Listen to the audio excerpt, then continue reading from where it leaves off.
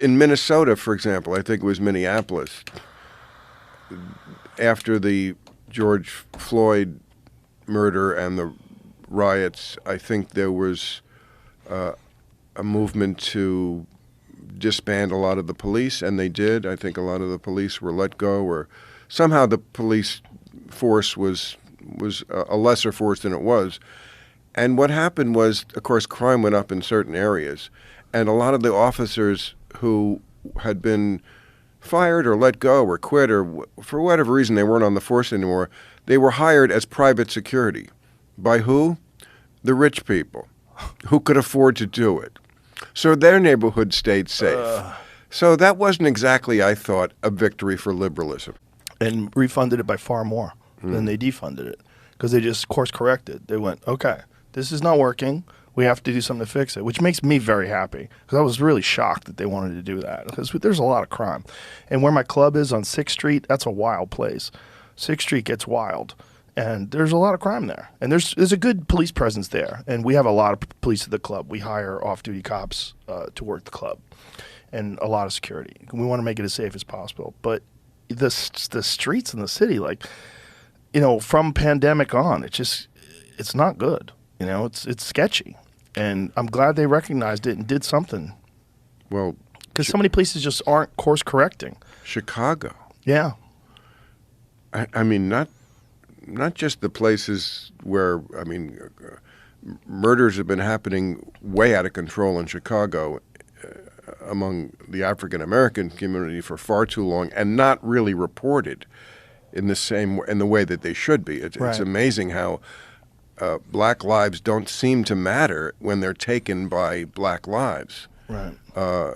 But I mean, now Chicago, my friends who live there say it's not safe anywhere. Yeah, it's very sketchy, very sketchy. And that's Chicago.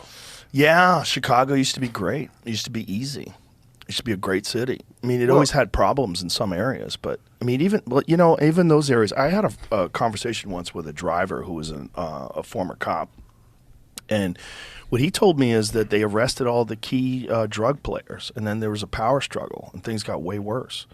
He's like, their idea was like, go in, arrest the big kingpins, and then we'll clean up the city. It didn't work at all. The opposite had an effect. It was the opposite effect. There was way more crime. He said it just got way more violent. Well, I mean, I think a lot of the murders that happen are over nonsense. You know, somebody dissed you on social media or made fun of your sneakers or some shit. I mean, some of it is drug turf and that kind of stuff. Yeah.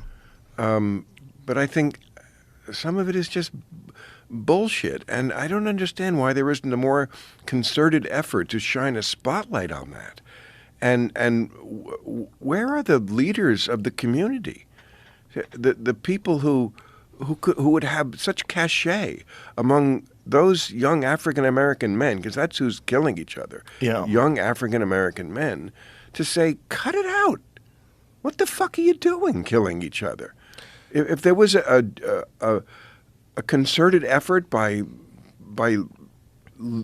people in the music industry, people in sports who they look up to, wouldn't that have an effect? I don't know. You know, at this point, worth a try. Worth a try, sure. Worth something. I mean, something needs to be done. I'm not the guy to figure out what needs to be done, but something needs to be done. It should have been done a long time ago. I don't know what that answer is, but no answer is not the answer. And continuing the same policies that got you in the same problems, and just defunding the police officers and making things far worse, and then not course correcting, that's not the answer either. Right. It's nice to talk about politics. It's great. I would hate to be one of those fucking people. To be an actual politician and be responsible for all this shit. And also to come in now, you know? Yeah. I mean, they are the easiest people to target because, of course, they have to kowtow to what the voters want, and the voters are completely contradictory. So I do have some sympathy for politicians, because if you ask the voters what they want, they will basically say they want every sort of goodie that the government can provide on a Arizona tax base. They want a Swedish social net Yeah. on an Arizona tax base, and that's just not possible.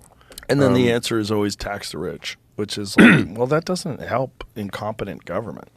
It They does have more not. money. It doesn't help